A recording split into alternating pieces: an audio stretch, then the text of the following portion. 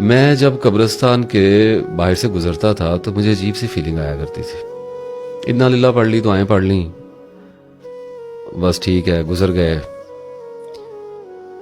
लेकिन जिस दिन मैं अपनी माँ को दफन करके आया हूं ना, उस दिन जब मैंने अपनी माँ की कब्र से अपना मुंह मोड़ा है और चला हूं अपने घर की तरफ, तो उस दिन मुझे ये पता चल गया था कि अब मेरा रास्ता कब्रिस्तान में खुल गया है। मेरी वालदा का पिछले साल इंतकाल हुआ। 20-25 साल बीमार रही, बहुत ज़्यादा। मैं ज़्यादा तफसील में नहीं जाऊंगा, सिर्फ मौजू के हिसाब से आपसे कुछ डिस्कस करना चाहूँगा। तो बहुत ज़्यादा कई बार ऐसा लगा कि जैसे अब हमारे साथ नहीं रहेंगी, लेकिन अल्लाह ताला ने लौटा दी ज़िंदगी उनकी।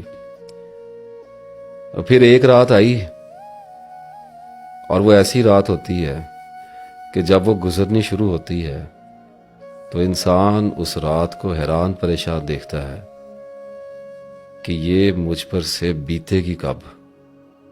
वो मेरे पे भी आई, मेरे वालिद पे आई, मेरी बहनों पे आई, मेरे भाई पे आई, हम सब पे आई, मेरी बीवियों पे आई, हम सब पे आई।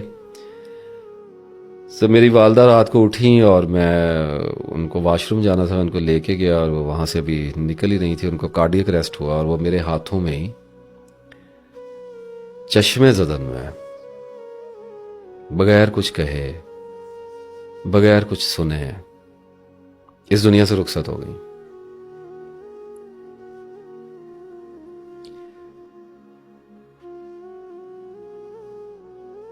वो वक्त था और वक्त गुजरा। अल्लाह ताला ने सब्र अता किया। कैसी कैसी बातें करनी पड़ गई हैं।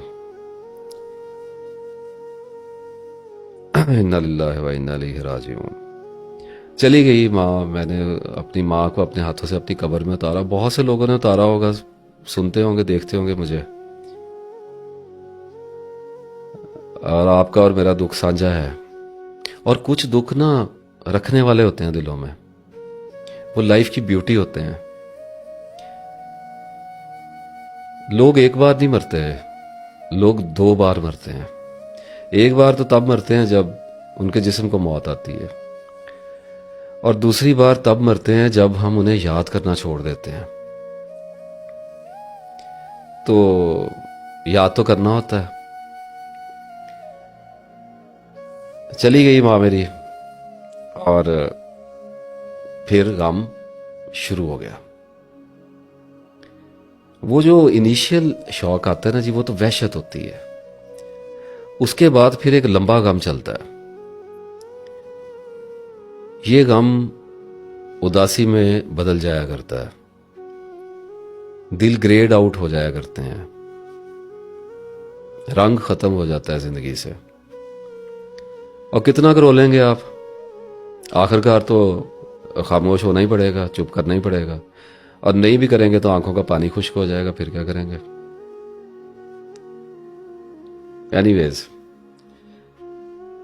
तो मैं जब जब घर से ऑफिस के लिए निकलता था, तो मेरी 15 साल ये रूटीन रही कि मैं अपनी वालदा के साथ नाश्ता करता था और उनका हाथ अपने सर पे लेके ही जाता था, और वापस आता था तो इसी तरह उनके पास ही बैठ के चाय वगैरह पीते थे, बातें करते थे। आदत पड़ी होती है, हम सबको अपनी माँओं की आदत होती है। तो अब 5-6 दिन के बाद जब निकला हूँ जाने के लिए, तो अपनी वालदा के कमरे की तरफ रुख हो गया मेरा। और फिर याद आया कि अब नहीं है माँ, अब नहीं है। उसके बाद फिर ऑफिस से वापस आना, तो फिर सीधे अपनी अम्मी के कमरे में। और वहां पे कोई भी नहीं होता था। और फिर आहिस्ता आहिस्ता हमें यह समझ आ जाती है कि ये कमरा अब खाली हो गया है, और जिंदगी फिर एनीवेज। तो होता ये है कि हम वो इंसान के चले जाने से हमारी जिंदगी में एक खला पैदा होता है शदीद तरीन,